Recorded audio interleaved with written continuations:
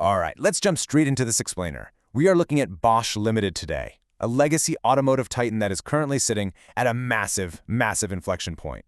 If you follow the auto sector at all, you already know Bosch is basically the backbone of Indian automotive manufacturing. But what they are doing right now in 2026, it's fundamentally reshaping their entire future. This isn't just about selling spark plugs anymore, folks. It is about leading the software-defined vehicle revolution. Just look at the sheer scale of this operation. Over 200 billion rupees. That is Bosch's record-breaking consolidated revenue for the 2025-2026 fiscal year, which represents a nearly 11% jump year over year. Think about that for a second. In a global environment dealing with crazy supply chain realignments and volatile input costs, pulling off double-digit top-line growth is a huge signal of fundamental strength. So, to unpack exactly how they're pulling this off, here is our roadmap. First, we'll hit the 2026 financial engine. Second, break down their big moves in acquisitions and JVs. Third, look into the future of EV and hydrogen. And finally, valuation, weighing price versus value. Starting off with Part 1, the 2026 financial engine and those record-breaking numbers. Because to really understand where this company is headed, you've got to see the cash flow that's actually funding the trip. These metrics illustrate some incredible bottom-line strength. Take a close look. Profit after tax didn't just grow, it surged a massive 37.5% to $27.7 billion. Their earnings per share hit $940.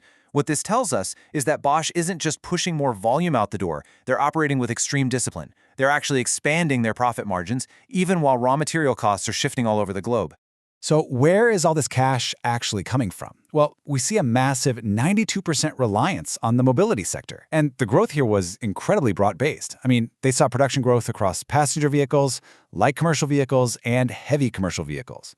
Notably, the tractor and two-wheeler segments stood out with really robust demand. It proves that even though they're pushing hard into new tech, their core automotive foundation is still rock solid.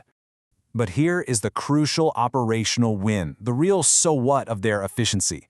They have effectively halved their dealer inventory. They dropped from 52 days in the previous fiscal year down to a wildly lean 28 days. This is huge. It means strong consumer sentiment, specifically some really robust SUV traction, is clearing out stock fast. A leaner inventory means better cash flow, less tied-up capital, and just a highly profitable operational cycle all around. This lean operation basically builds up what I'd call a massive financial war chest. They are operating completely debt-free. Their return on capital employed is trending at a highly efficient 21.5%. They're rewarding shareholders with a whopping 270 rupees per share final dividend, targeting a 55 to 80% profit payout range. And honestly, the craziest part? They maintained zero production disruptions across all OEM deliveries during the quarter. This cash-rich, zero-debt status perfectly sets up exactly how they are deploying that capital. Which brings us to Part 2, big moves, acquisitions, and JVs. Let's see how that financial war chest translates into corporate restructuring, because we are witnessing some of the most aggressive strategic moves we've seen from Bosch in India recently. It is a really fascinating dual-pronged strategy. On one side, you have this massive, defensive 9,068 crore buyout of their chassis arm, RBIC, taking 100% ownership to consolidate their safety tech. On the flip side, you have a much smaller, highly nimble offensive play, a 50-50 joint venture with Tata Autocomp for just 94 crore, focused purely on electric vehicle components like e-axles and traction motors. Let's actually zoom in on that RBIC buyout for a second, because dropping over 9,000 crores is a massive statement. They're buying this at roughly a 16.6 times profit multiple. Why pay that premium? To secure absolute 100% control of the ADAS market. That's advanced driver assistance systems, along with critical braking systems like ABS and ESC. As the whole industry shifts to software-defined vehicles, having seamless in-house integration between powertrain and safety components isn't just a nice-to-have, it's absolutely non-negotiable. Moving to Part 3, the future. EV and hydrogen. Securing the present isn't enough in today's auto world, so let's shift our focus to how Bosch is actively engineering the transition completely away from internal combustion engines. This timeline is super helpful for managing market expectations. Right now, in 2026, the absolute priority is launching EV components through that Tata joint venture, specifically targeting passenger cars and light commercial vehicles. By 2028, they aim to push their local production rates past 50%, And looking further out to 2030, well, that's when management expects the massive investments they're making in hydrogen-based mobility to finally hit meaningful commercial scale, assuming the infrastructure is ready.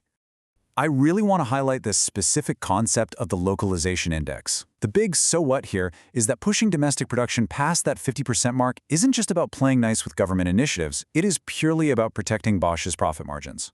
By localizing supply chains, management expects to mitigate the friction of volatile international maritime constraints and completely sidestep those wild base component price shifts we've been seeing. All right, part 4, valuation, price versus value. So we've got record profits, a rock-solid balance sheet, and some huge future bets on safety and EV tech. It's time to take an impartial look at how the market is actually pricing all of this today. Okay, let's talk about the elephant in the room, 46.9. That is their price-to-earnings ratio.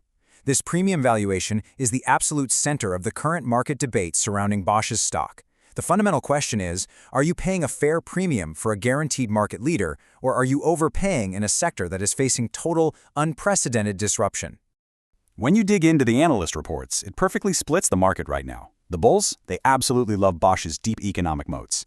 They see the high localization index protecting margins and firmly believe the ADAS and EV transitions are already successfully underway, totally justifying the premium.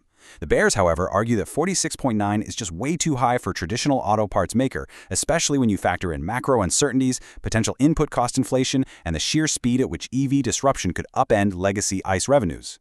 And you can see this exact caution reflected directly in the analyst price targets. With a current market price hovering around 37,160 rupees, big players like ICICI Securities and JM Financial are sitting on a hold rating. They definitely acknowledge the incredibly strong fundamentals, the zero debt balance sheet, and that high dividend yield, but they remain cautious on whether the near-term valuation actually leaves enough room for upside growth right now.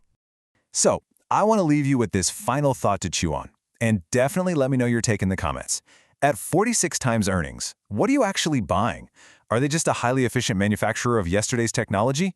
Or has this recent 9,000 crore ADAS buyout and EV joint venture successfully transformed them into the software and safety engine of tomorrow? Let me know what you think, and I'll catch you in the next explainer.